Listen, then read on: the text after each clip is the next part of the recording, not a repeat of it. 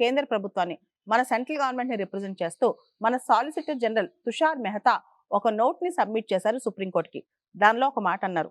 అసలు రాష్ట్రాల్లో ఉన్న గవర్నర్స్ ఫారినర్సా, ఏలియన్సా, వాళ్ళు బయట వాళ్ళకి సుప్రీంకోర్టు టైం లైన్ పెట్టడం ఏంటి?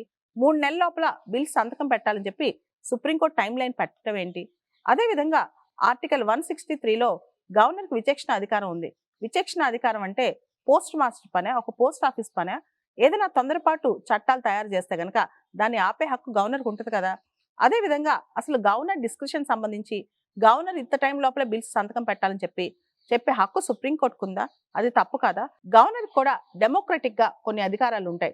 అదెందుకు కోర్టు గుర్తించట్లేదు? రాజ్యాంగకర్తలు రాజ్యాంగం రాసేటప్పుడు గవర్నర్కి సంబంధించి ఎంత కాలం లోపల బిల్ సంతకం పెట్టాలని చెప్పి రాజ్యాంగంలో పెట్టలేదు. అది వాళ్ళు మర్చిపోయి పెట్టకుండా ఉంటాం కాదు, వాళ్ళకి అన్ని తెలుసు. కానీ కాన్షియస్ గానే వాళ్ళు అది ఆపారనమాట. ఎందుకంటే గవర్నర్కి ఆ డిస్క్రిప్షన్ ఇద్దాం, గవర్నర్ తొందరపాటు చర్యలను ఆపే శక్తి గవర్నర్కి ఇద్దామని చెప్పి వాళ్ళు ఆలోచించారు.